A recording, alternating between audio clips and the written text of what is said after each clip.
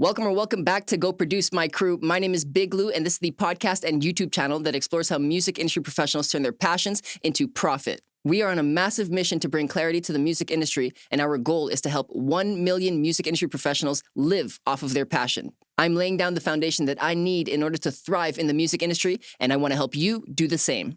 This episode is brought to you by thecharts.com. If you're a producer or beat maker looking to build your beat commerce business in less time, thecharts.com can help. With an easy-to-use, mobile-friendly interface and built-in marketing tools, thecharts.com will help you grow your brand, build your fan base, and scale your income. Sign up for free and start selling your beats and instrumentals today on thecharts.com. Today's theme is, what's an entertainment lawyer's opinion on the best way to protect yourself as an artist in the music industry? Let's go.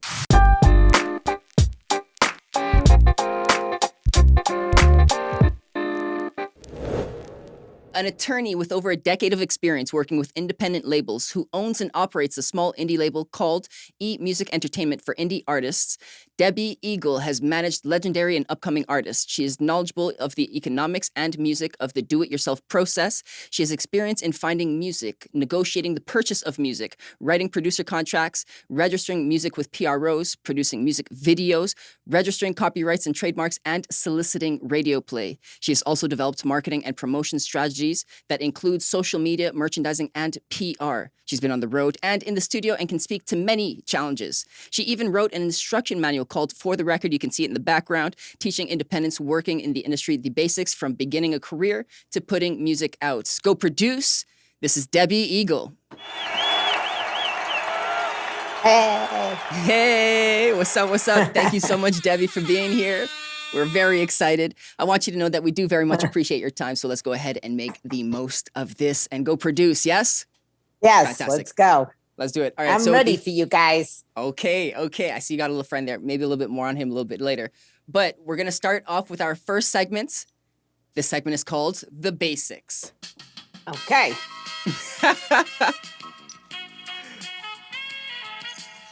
Debbie Eagle +1. So I gotta ask. First name of the little pup.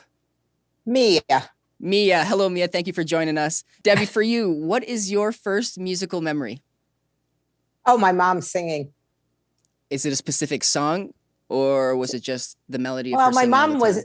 my mom was a singer, but she sang a lot of German songs, and she also sang The Sound of Music all the time in the house. The whole album. The whole album. I mean, yes. that album does carry significant impact. So maybe that's why it stuck. Maybe, do you think perhaps that influenced a lot of how you feel around music? Oh, definitely. My mom was always singing every day, always had the music playing. My brother was a great singer. My younger brother plays the guitar, the drums. He's also in a band, has always been. So there's been a lot of musical influence. If I could have been a singer, I would have. I didn't have the voice, but I did love singing. So you tried. And I did so try. you sang for fun. I sang in the Glee Club. That's awesome. Okay. It's not for everyone. I mean, it's worth a shot, but I quite enjoyed despite not being one of the best. Anyway, we don't have to dwell on that. What is one of the first lessons that you learned within the music industry? Oh, that people are full of shit. Amen. I hear you. Okay. Sorry, that was really raw, but that's the truth. It's only the truth that we're seeking. And okay, so why was it a specific moment in time? Was it one experience that you're like, okay, this is just a general thing that I can safely say? No, I think like so many people are so full of nonsense, but the one illustration of how much nonsense there is I remember that somebody I admired a lot, who will remain nameless, sorry, came up to me and said like, oh, I'm putting on this big festival and I'm going to call you and I'm going to put high five on it. And it's going to be on this date and I'm really excited. And it was at my birthday party and I was a big fan of this person. Now, mind you, I hadn't asked them anything. They gave me their phone number, their cell number, their email. And then when I contacted them, they just never returned the call, the emails. And I'm like, okay, I don't get it. Like, I didn't even ask you for anything. And you volunteered and you still were lying. Like, it's ridiculous. Yeah. Yeah. Why Do you say think, it at all? Just say nothing. Say happy birthday. I hope you enjoy your body. Right? do you think a lot of it is rooted just behind money, or is it just people just are generally just shit? I think that people want to fit in and they want to maybe look bigger than they are. So they say things that they can't really hold true to, or something changes. Maybe in the moment they say it, they really do mean it because they're in the moment. They don't think it through. And then they never have the courageousness to say, I overspoke. I can't pull it off now. Okay, so talking about the different kinds of issues around people just generally not being ideal to work with sometimes, have you been able to detect different ways to pick up on when they just might be problematic? I think now I'm way more savvy. So really kind of wait to see who people are. I'm not buying anything, right? Like, I'm not getting married on the first date. So now I let people be around me and I'm always my true self, but I don't get invested in anybody or anything they say until I see that they actually are who they say they are. I think that's the one thing I actually represent for myself. Like, I always am who I say I am. I always do what I say I'm going to do. And if something changes for me, I just tell people, listen, I really meant to do it, but here's what happened along the way, which is what precluded me from being able to complete it. And I think that's why I've survived as long as I have, and why people really go out of their way for me, because they know I'm the real deal. That's awesome. I did see that in your social media, and it does translate to where, like, to how you actually act. I haven't met you in person, but it stays consistent over time. And I wonder, this essentially the lesson that you've drawn from this is built over wisdom. So would you suggest any strategies for people just starting off? Is it almost just give people time to show their true colors, or how would you go about advising younger professionals? I think that you have to take everything with a grain of salt, but when people are coming at you, don't listen to what they're saying. Actually do the research, right? So people will get offered deals. Maybe they'll get excited about it because as an independent artist, it's impossible to win in this game alone. You have to have a team. So people, maybe people will come, they'll make big promises with money or help or support or great producers. And people want the help, so they sign on the dotted line. But they don't really do the research to who is promising them that, and are they even capable of delivering that? So I would always say, like, look before you leap. Yeah, yeah. I think we're gonna get a little bit further into that. So that's awesome, an awesome prelude. Final question for the basics is: what is the greatest challenge that you currently face outside of COVID? I think finding artists who have the criteria that I think it takes to really make it. I find a lot of great qualities in people. And if I could put 5 people together, I'd probably have a superstar. I think to be a superstar, there are certain qualities you need, and most people don't have it. Would you be able to list out those qualities? Fire in the belly, fire in the belly, fire in the belly, fire in the belly. It's my number one criteria, which for me is like a driving ambition that nobody's stopping you. Some talent. I think talent is highly overrated because I think if you have some talent and you have fire in the belly, you will be great, even if you're not great now, because you'll do everything it takes to be great. Great stage performance. How about a good personality? How about being able to engage people and talk to people and have a friendly, nice, happy personality? That's like, yeah, that's rare. How about humility? How about being willing to learn? Okay, that's 6 that I would start with. That's a pretty solid start. I mean, if you can have all of those, you've got a super strong foundation, and there's not very much that can stop you other than yourself at that point. Correct. Yeah, I would agree. like I would say that's a Cardi B example. Like, I don't think, I love Cardi B, no disrespect. But when she first started, I don't think she was good. And she had those qualities. And look at her now. Exactly. It's the potential that you got to look for previously. I like how you specified that. Nice, nice. We made it through the basics. We're going into the next round, the speed round. So what we're going to be doing in the speed round is I'm going to throw 20 questions at you at rapid pace, and you answer them with just one question, or sorry, one word. Oh, okay, cool. Let's try this. Beautiful. No justification during. We can afterwards. Okay. All right. What's your favorite snack? Pasta. Signing a music contract is like signing a marriage license. Correct. Would you go to the moon? No. Who's an artist that you currently find the most exciting? Megan Thee Stallion. You should think twice about using an attorney the label directs to you. Correct. What is your favorite time of day? The morning. At the end of the day, you want a nice big glass of? Vodka and tonic. Are you still in contact with Tristan Irby of High Five? On occasion. Where's your favorite place in the world? The beach. Do you express yourself in any way artistically? I think in everything I do. Oh, everything.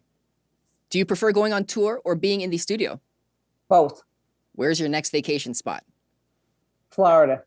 Do you have any nicknames? Boss. Fourth. Are DJs the front lines of... Boss. Boss. Got you. Are DJs the front line? They're laughing in the background too. Are DJs the front lines of music? Absolutely. What is your favorite animal or planet? My dog. What is your favorite music genre? R&B. How many years have you been at this for? Over a decade. Do you prefer to read or watch movies/shows? Shows. If movie is to watch, then Netflix is to? Popcorn. And lastly, do you prefer law or music business? Music business. All right. We made it through the speed round. I just want to say that is one of the best speed rounds we've had. It was quite effective. I'm not gonna lie. A lot of times mostly it's me messing up. But we made it through. But that's a given, though. That's no surprise. Okay, so first, before I ask for my justifications, anything stand out to you? No. No. Okay, so boss, I messed that up. Where did boss come from? Oh my God, I had that when I was a kid. It's just who I am. Say less. And then DJs being the front lines of music. We spoke on another episode about how you can like break artists, but can you share a little bit why you think DJs, just real quick on that? Because they play on radio and clubs, at parties, they're still breaking music. And I think that if you are an independent artist and you don't have a relationships with DJs, you're making a huge mistake, because as an independent artist, you don't have radio budgets. So you better figure out another way to break music.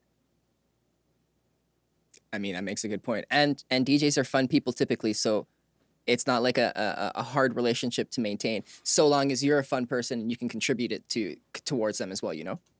Right. Like I am a special counsel to the Fleet DJs, and that's a coalition. And they have an amazing event in July, which is July 9th through the 12th in Jacksonville, Florida. It moves every year. And it's a great conference. There's over 300 DJs from across the United States. There's radio label execs, radio and label executives. There's people like me, attorneys, there's artists. So if you want to get involved, you should come to the conference. Just look it up. It's the Fleet DJs. You can find it on the internet in Jacksonville, Florida, July 9th through the 12th. I'll be there in full force with my artists, and I'm easy to talk to. So come through. That's awesome. And then outside of the conference there in Jacksonville, Florida, which I kind of want to go to, how would you suggest that artists build relationships with DJs? How can they provide value to DJs outside of just like, hey, spamming them? Right. It's about building relationships, right? You're not going to go on a date and ask somebody to marry you because they're going to think you're nuts. So when you come at a DJ, you don't know, and you're like, yo, play my song. And they're like, yo, this person doesn't have any etiquette. They don't understand the business. And no, I'm not doing it, right? You have to have relationships. So all of these DJ coalitions, like there's plenty of them, Heavy Hitters, Nerve DJs, Cool Runnings, DJ Vertigo. There's tons of DJ coalitions. You can actually download my book. It's called For the Record. It's on my website. I have a whole list of all the DJ coalitions, and they are grounded in different areas of the country. So you can definitely find one that's in your area.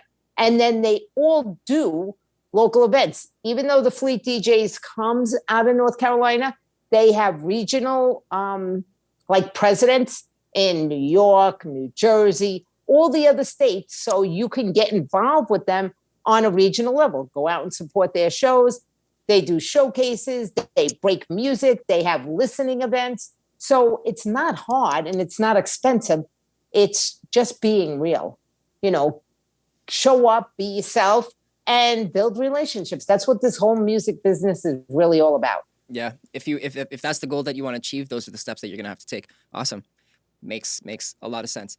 And we will also be including those notes and the event information in the show notes in case anyone wants those. Awesome. That is the speed round, Debbie. We are going now into What's Yo Take? All right. In this segment specifically, we're going to present you with different statements or scenarios, and we just want your perspective. Cool? Cool. What's your take on artists fully relying on their team to navigate the music business? Be careful. Don't do any work. Yeah. Be careful. Essentially, okay. Because A, you may get jacked.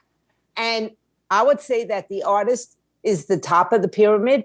So if you're not doing no work, first of all, I ain't working with you. But besides that, if you're not doing no work, you're not motivating nobody. So I don't really know how that really all works out for you in the end. Okay, so what about if they are motivated to do some work, but they're not at all interested in learning the music business part of it? Is that, and what would you say to that? Be careful, because you may have a lot of your money taken from you. You have to understand the business. Like if you were going to open up a Modell's or a Sporting Authority or Dick's, right? All same kind of thing, depending on the country where you are. You have to understand, what kind of product do I put in here? What's my rent cost? What's the electric cost? How much staff do I have to hire? How do I market it? How do I promote it? If you don't understand those things, you can't run a business. And if you want to be an artist and you don't want to be in the business of music, then it's a hobby, and that's cool. There's nothing wrong with having a hobby, but that doesn't mean you can make money or keep track of your money or be smart about your money. There's plenty of people in the 90s, and we can list tons of names of people who were in the business, had many multi-platinum records, and don't have a pot to piss in or a window to throw it out of now. So you got to know what you're doing. Yeah, absolutely. So there is some degree of trust that the artist is supposed to have for the support around them. But specifically, what kind of work should the artist be doing that works nicely with the rest of the work that is being done with the team? I think the artist has to be their true self. I really believe in that, because like if you're a sourpuss, and I say this to my artists all the time, listen, if you're a sourpuss, please be your true self so that I can get rid of you real quick, because I need to know, because it's not going to work, right? And if you're a fake nice person, it's going to last just till, I don't know, until you get sick of being a fake nice person. It's not going to work. So I think you have to be your real self, and then you're going to pull close to you people who are similar or like that. So if you're a sourpuss, maybe you pull some gangster rappers close to you, and maybe that works for you. But you have to be real, because you can't survive in this business being fake, because you won't be able to endure it. So I think you have to be real. I think you have to be a hard worker, though. You should be the first one up and the first one to the event and the last one out the door. I think that's really how it needs to work. If you've got the fire in your belly and you want to succeed, you got to work hard. There's 40 to 60,000 songs being dropped a day. So how do you stand out? Yeah. You got to have great music, but it takes more than great music.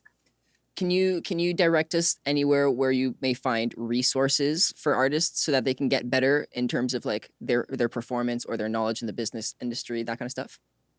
I think that honestly, I teach a course online. I have invested a lot of time and energy to build it out. I think I'm more than fair in my pricing, probably to my own disadvantage, because I'm really trying to help people. So you can go to my website, emusicentertainment.net, and look at it. If you don't want to take the course, you can download the book. It's $20. If you can't spend $20 on yourself, you're definitely in the wrong business. And I would say that you can do a lot of research on the internet. You'll get a lot of differing opinions. But if you read enough, you can form your own opinion. And maybe that's the opinion that works for you. But there's enough resources. It's just really picking and culling through what are the right ones for you, because you cannot do it all. So let's say we're going to talk about social media. If you want to be on Instagram or TikTok or YouTube or Facebook or Snapchat, whatever one you want to be on, and you probably need to be on more than one. You need to understand the platform, who it caters to, how it works, what are the new features that they're putting out so that you can use them. It takes time. It takes energy. It takes work. If you have money, you can pay somebody to teach you. If not, you can teach yourself. Like you can go to the bottom of YouTube. They have the YouTube Academy. You can learn everything you ever wanted to know about YouTube on YouTube, but you have to have an investment of time. So you either have to spend time or money. It's the only way to do it. And you have to choose what's more valuable to you. With time or money, you're investing something. It has to be one or the other. Correct. During this period of less showtimes, what do you have your artists doing so that they can like maintain their sharpness? Are they writing a lot? What kind of work are you making sure that they do? They're in the studio writing and creating music, and they better be home practicing their stage performance, because I think that it all begins and ends with a great song. But then the next thing up to bat is a great stage performance, because that's what you're judged on, and that's how you get new fans. So if you go out there and you're a great singer and you stand at the mic, to me, you're boring. I could put on the radio and listen to that. I can put on Spotify and listen to that. I want to be entertained. So I teach my artists, depending upon the level they're at, that they have to create a performance. And that could be using the mic in a way like High Five was very good at using the mic stand as like a partner, throwing it out, bringing it back, bending over, doing different things. It could be creating a slideshow behind you. It could be getting down on the floor with the people and interacting with them. But everybody's got to figure it out for themselves and what they're comfortable and what they're good at. Dancing is hard for people. Dancing and singing is hard. Women have it even harder. Guess what? They got to practice in their high heels. Nobody wants to see a woman in flats. It's just not sexy. So women really have a harder go round in this business, because they have to have their hair done, their nails done, their clothes done. They got to be in high heels. It's harder for a woman than it is for a man. That's for sure. They got to look good. So, these are all the things that they have to be spending their time on now while they're home sitting with themselves or in the studio. That's unreal. So outside of actually performing and outside of actually writing, a lot of the time spent, or hopefully by your artist, is refining their craft for presentation, because Correct. Engagement is everything. Right. They could be on social media. That's another thing. And they could do virtual shows. I mean, I don't think we're ever going to be not virtual again, but there's an art to doing a virtual show and it looking good also. As you can see, we've had like 2 glitches in this when my screen went out. So, you got to get better at it. Yeah, no, it totally makes sense. What's your take on using an attorney that the label directs to you? I would say it's probably not in your best interest, because, I guess it depends. It depends how savvy the artist is. So if I have a relationship with Atlantic and they want to sign you, I'm going to do everything in my power to get you signed for Atlantic's benefit, because Atlantic is the one who's feeding me, right? So there's that. Now, also, if they have a great relationship and they've done a lot of deals, maybe they can get somebody who's coming in from the outside can. There's trade-offs in all of it, but you should always have somebody who is in the entertainment business look at your contract. I've seen some people go to their real estate attorney to have them look at an entertainment contract. And that's a recipe for disaster, because they don't understand the lingo. I just bought a place, and I have one of my friends who's a real estate attorney doing my closing. I could probably do it because I used to do this, but I don't want to because everything changes and maybe I'll miss something that'll be to my own detriment. You got to have, like, you wouldn't have an orthopedic doctor operate on your eyes, right? You'd go to the ophthalmologist. Same thing in the music business. You've got to really have a professional who knows what they're doing, who's got your best interest at heart. Okay. So that may or may not be the label that you're currently signed with. Correct. Is there a strategy that you use specifically because you also are an attorney? And then a follow-up to that. No, I do represent them. I represent them for different things like producer agreements.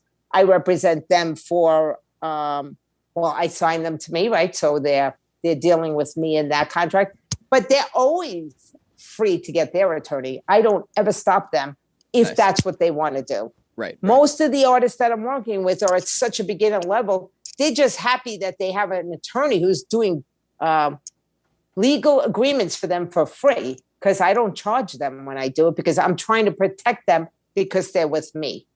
Got you. Makes sense. That's awesome.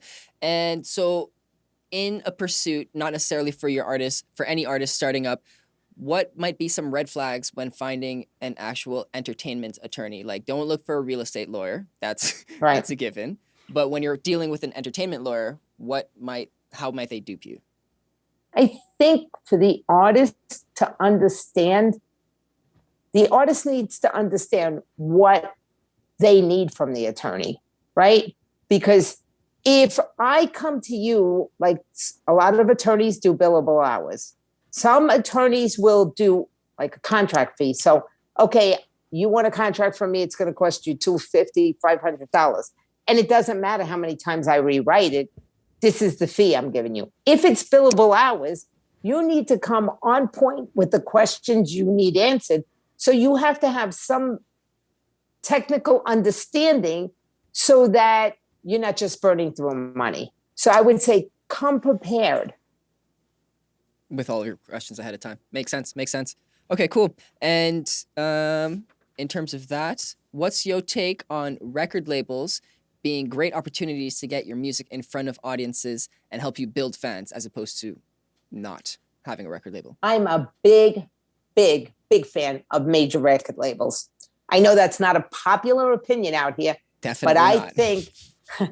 I think any independent artist who can get a major deal should absolutely try to do it. I think they should understand what their strengths and weaknesses are. They should try to get an attorney to negotiate a great deal for them, which in my opinion would be as little amount of time as possible. So if they want a 7-year deal and you get a 5-year deal, you did a good job. I think that they also need to understand that getting signed to a major is like being in the minor leagues in baseball. They already got their stars. They already got their Derek Jeters. They've already got their Alex Rodriguez on the plate. They're batting. They're bringing in the home runs. They're doing great pitching. They're doing great shortstop stuff. They sign you. That doesn't mean you're getting up to bat. So the fire you had that got you attention to be even looked at by the major is the same fire you need when you get to the major. It's not like, yo, I arrived. I got my advance. I'm going to go buy me a big fat chain, some gold teeth, and a ride. No, take that money, invest it in a business, buy yourself a house, because if this all goes to shit, at least you got a roof over your head, right? And get in there and work harder, because now you're competing against the A-listers. So you better be good or you better get better. That's my opinion, because nobody is going to spend the kind of money that big record labels are going to spend. Nobody. So if you're signed to a major record label for 5 years, let's say, and you're working your ass off and they're throwing $5, $10, $15 million into the pot for you to be successful, guess what? After those 5 years, you can write your own ticket anywhere. You have to have a strategy when you go in. So yes, maybe you make 15% instead of 50% being with, let's say, an indie label. But you know what? There's always a philosophy, I say. Would you rather have like 80% of something or 100% of nothing, right? You have to think about this. If they're spending $15 million, they're trying to get you to, platinum status, right? So even if you're only making 15 cents on a single, but you're selling multi-million singles, you're still making more money than you're probably making at an independent record label that doesn't have the money to fund a radio campaign. That time is ticking. Now you're getting older, and it's harder and harder for you to actually achieve superstar status. Now, if that's not your goal, if your goal is just to have creative freedom, some money, maybe an independent works for you. But if your goal is to be a superstar, I don't really see how you're getting there without a major.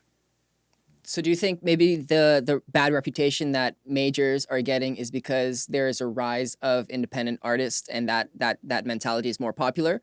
Or is it because the majors have been like so ruthless to artists in the past that now artists want to become independent? Okay, you're blessed. You have a talent. Your talent is, I can sing and I can write lyrics, right? Maybe you can't do melodies, maybe you can't produce, but you have that talent. Cool.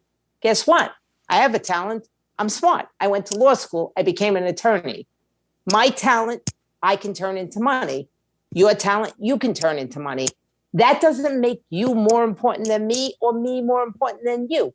If we're running a business, we take the assets and we figure out how to monetize them. Artists feel like they're taken advantage of, but they don't understand the business. Distribution gets a piece. PR gets a piece. Lawyers get a piece. Accountants get a piece. Publishing gets a piece. And somebody's willing to maybe put millions of dollars into you. They have to get a return on their investment. But money is going out all over the place. So there isn't that much to give to you. And I think it's really a matter of perspective. You may have opportunities with a major that you will never have in your life. And I'm sorry to say, this is still a young person's game. The older you get, the harder it is to be really hugely successful. So you got to also think about that.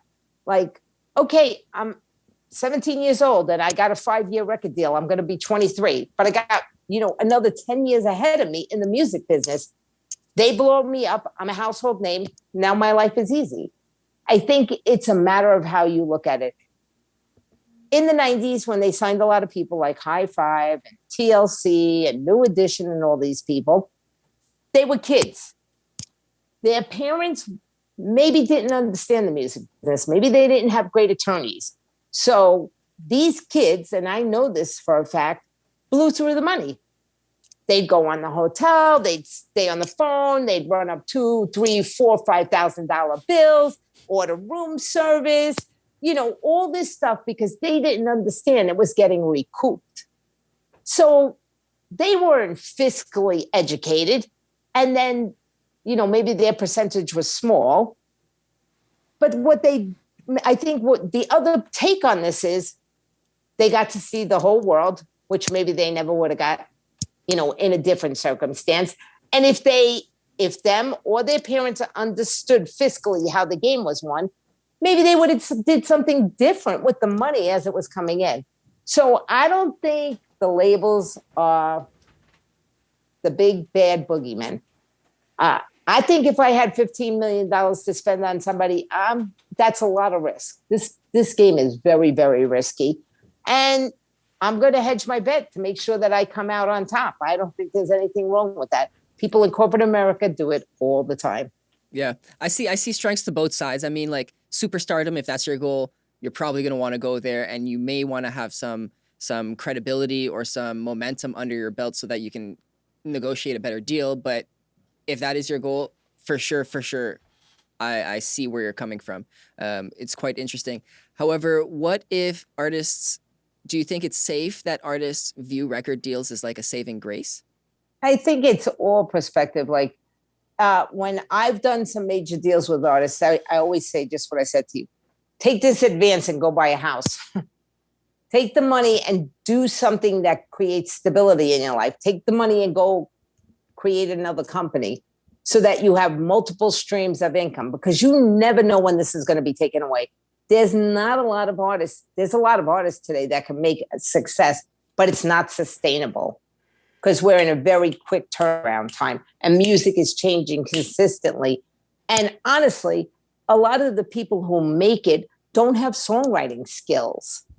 I mean, we're in a different day and age where people, they can maybe do a rap or do something and it's catchy and it catches on, but that doesn't mean it's sustainable. You know, we have people like Aretha Franklin who had like 60, 70-year careers. You don't see that here now. Yeah, you got your Beyonce, but you know, you got your Taylor Swift, but a lot of people are here today and gone tomorrow. So I think that the one thing I would say to artists is it's great to be in the studio and chill with your homeboys and, you know, learn that way. But if you want to be successful, you have to take songwriting courses. You've got to step up your game and get with better people so that you can level up. That's what I really feel. I don't think that people spend enough time in their craft. They spend a lot of time in their hobby. Yeah, makes sense. And a lot of the money that they're receiving from whatever deal that they may have achieved, they're typically, often, not speaking for everyone, have just tossing it away on ridiculous expenses. So if they're not investing in themselves, it can be difficult. But can you, for the listeners' sake, expand on what recoupable costs are so that people are aware of how they can use this money to invest in themselves? Sure. So when you get in advance, if it's $150,000, right, from a record label, they get to recoup that back before they pay you on the profits. If you have an expense account when you're on the road and you're ordering room services or you're renting a Lamborghini or you're taking a private jet to your next gig and the record label's paying for it, they get to get all that money back before you get your royalties. So you're paying for it. You're just paying for it on the back end. So you have to be fiscally sound in the way you spend your money because it's all coming out of you.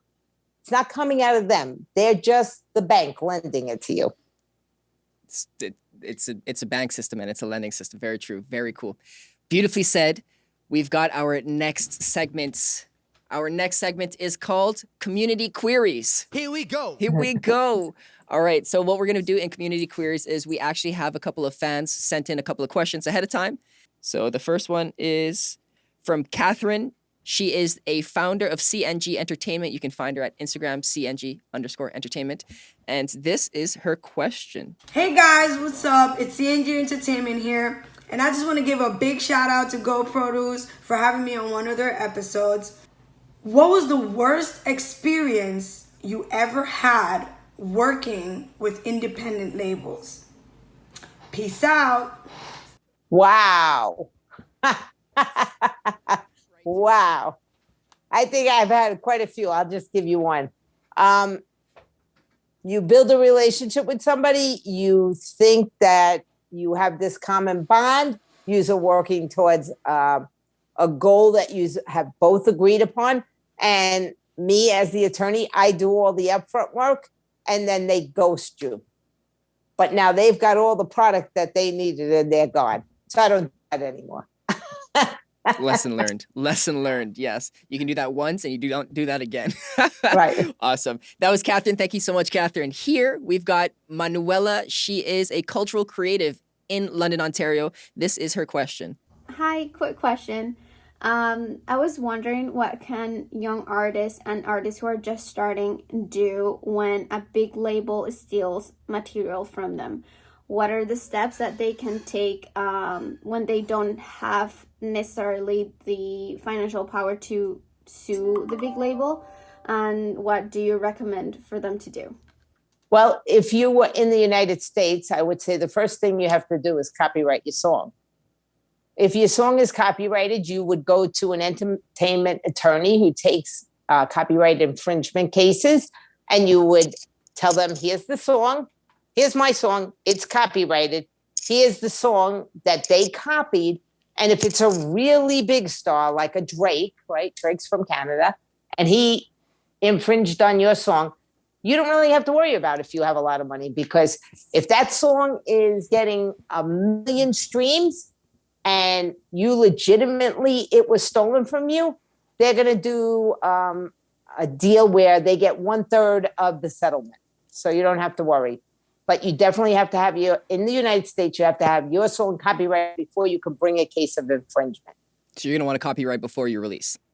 It is really copywritten once it's out. It's just for, in the United States, to sue, you have to do the formal registration.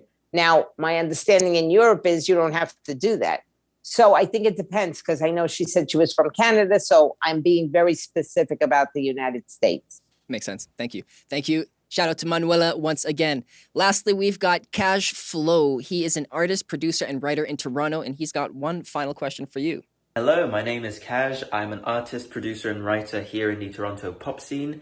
And my question today is, what would you say are the top 3 legal considerations that an artist or writer should really seriously think about before signing a record label or publishing deal? Thank you for your answer. I look forward to it. I think before signing a record label or publishing deal, you need to understand who the company is. I think I have looked over a lot of deals for a lot of people in the independent lane, and I think people are flattered when they get a deal. But you have to look at the company. And I would say even do this. Who are their artists? Go to Spotify or any streaming platform, see how well their artists are doing. What is the genre of music? Who is their support team? Who's on their administrative staff? How long have they been there? Can they support your artistry? Now, in the publishing game, it's really about when you get a publishing deal, unlike a label deal, they give you an advance. It's not recoupable, right? So they're banking on being able to sell your music and your writing skills. So if they give you $150,000 advance and the songs you give them, they can never sell, they never get their money back. So I think publishing deals are really, they do a lot more research into who they're signing, and probably there's more stability there because they really have to have a strong belief because there is no recoup, and they have to really understand who you are. Again, it's got to be a good fit. I think that is probably the most important thing. And do they believe in you? Because if you get signed to a label that's a good label, but you don't have a champion behind you pushing for you and advocating inside the company, that's another problem. There's lots of people who wind up in that situation because the A&R brings them in and then the A&R leaves. And then the next A&R comes along, but they're not really into your music. So they're bringing their own projects in, and that's what they're promoting. So you want to go somewhere where maybe the A&R has a long history there, or maybe they're a part owner. Hopefully you can find that kind of fit so they're not leaving. So if they really believe in you, you know you're going to have a long-term relationship with them. Yeah, they're the ones back there pushing you. Beautifully said. Thank you so much for your answer, and big shout out to Cash for your question. You can find him on Instagram at CashFlow. That's CAJFLOW. Last segment of our show today is called Clear the Air. In this segment, I'd like you to bring clarity, essentially, to these more dense questions. However, the first question, we're coming up a little bit close on time. So the first question, I want to go through a little bit quicker. But I do want to ask, because as I was doing some research on your history, I realized that you were a nurse prior to going to law school. And something very interesting was that you were a leader in the New York Nurses Union, representing more than 9,000 nurses in the state of New York. So I'm curious, were there any experiences that you gained there that helped you, or that you applied into your career as what you're doing now? Real briefly, I was very, very involved in the political scene in New York. I helped run Elliot Spitzer's campaign. I know David Patterson. I had a lot of really heavy concentration in politics. And I think, unfortunately, every one of those skills was transferable because it's about networking. I would also say that a lot of politicians are full of shit. So, it's kind of sort of similar. Sorry. That's two things similar: the music industry and politics. Full of shit. That's cool. No, but I did find that quite interesting, and like the fact that you were able to do that at such a young age obviously translated to greatness further down the road. Can you clear the air as well on copyright and trademarks for artists? We spoke a little bit earlier on other items that artists should be considering with deals, but specifically copyright, how does that look like? Okay, so if you put your music out in the public, if you release it through a distributor and it's out publicly, you are copyrighted. Again, in the United States, if you want to sue somebody because they steal your song, you have to have it registered at the Copyright Office. If you haven't registered it, you can do like a quick registration, but it's expensive. It's $800. And the other thing you got to be worried about is that the other party copyrighted the song first. So it's a little tricky. Is it $800 per song or per project? Yeah. Well, it depends. If it's all this, if you're the writer, producer, singer, songwriter, it's $800 for the whole project. But anytime there's a change, then you have to file a separate copyright. So if you have 10 different producers, it's 10 copyrights.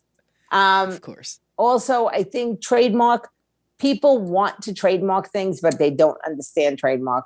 So if I want to trademark, I'll tell you, I trademarked BMW. This was a label that I had put together with Tristan from High Five. It was Bronx Most Wanted. So we wanted to trademark Bronx Most Wanted Entertainment. And we used the acronym BMW. Now, obviously, there's BMW, the car, of course, that's trademark, but they're in the car business. So how trademark works is it's by category. So BMW is trademarked as cars, it's trademarked as clothing lines, it's trademarked as key rings, it's trademarked in everything that has to do with cars, but they're not trademarked in the entertainment business. We weren't trying to be BMW or Bronx Most Wanted Entertainment. Okay, they came after us and they did not allow the trademark to go through because they said, we've spent $1 billion on our brand and you're diluting it and it's going to cause confusion.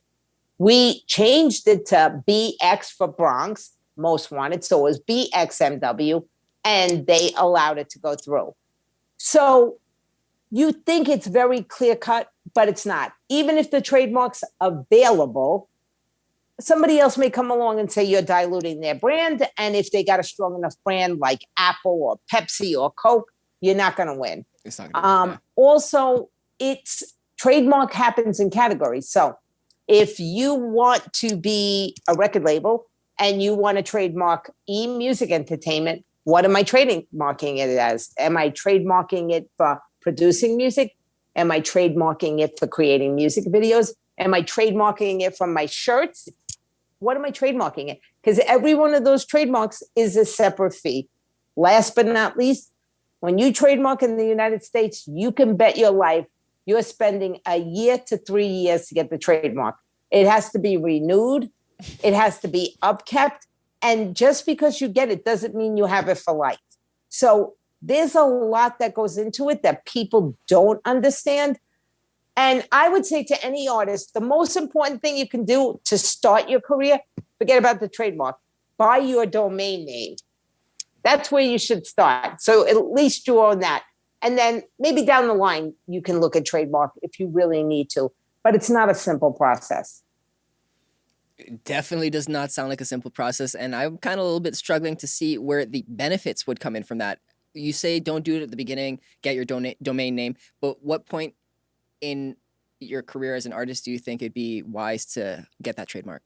I think when you start to get a buzz, then you want to do it because you don't want somebody else grabbing some piece of it or kind of infringing on your name. But you really have to have a buzz going to do it, I think. Makes sense. That makes sense. And where's the best place to do that? You just go online and be like, hey, I want to trademark something, or you go to a specific office? You can try to do it online. You probably would have to watch every single video and you still might not do it right. If you don't do it right, you lose your money. This is something that attorneys do. I'm not a big fan of it. I do it for friends because for the nominal amount I'm going to charge you, maybe $1,000, I'm going to have to deal with this trademark for maybe 3 years. It's not worth my time. So I don't really love doing them. I only do them for people who are really close to me and need the help. It's a tedious long-term thing that goes on with trademarking. till you get to completion. Yeah, interesting. I had no idea on any of that. So you definitely cleared the air there. Clear the air on the different types of music contracts. You said that you've done production agreements, you've done distribution, music group agreements. Management, group agreements, if there's a group. Let's see, booking agreements, writers. Oh, most important, split sheets, right? Everybody should be doing split sheets no matter what level you're at.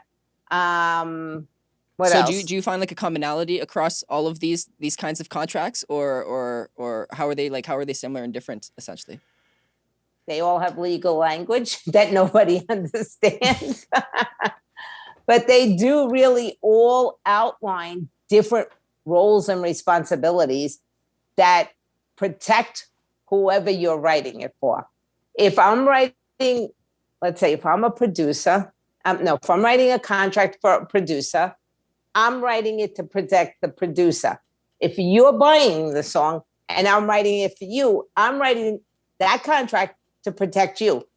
I'm going to put different clauses in depending whose side I'm protecting. This is why when two attorneys get together, they start maybe debating the language because each one is trying to protect their own client, and different things are put in contracts to protect the party that you're working with. That's interesting. I don't want to dive too far into that, but how do you handle that situation as an attorney, as an artist as well? I only worry about who I'm writing it for. Makes sense. Keep the goal clear in mind. Right. I think everyone should just keep the goal clear in mind. As the attorney, as the artist, I think that's very sound advice. We are also at the very end of here. So with that, I'm asking, do you have any closing remarks, Debbie? No, thanks for having me. It was really fun. It was very different. I enjoyed it. Beautiful, beautiful. We did touch on For the Record. We did touch on the entertainment record label that you have as well. So all of that will be in the show notes. However, can you mention where our listeners can find you or any other resources that you want to point out? Sure. eMusic Entertainment, everything. All social media, both of my websites. One's emusicentertainment.net. That's where my educational platform is, the book, blog, tons of information for free. The book is $20. The course is there. That's available. emusicentertainment.com is the record label. If you want to check out my artists, I have a blog there. Different stories on both blogs. Beautiful, beautiful. Thank you so much, Debbie.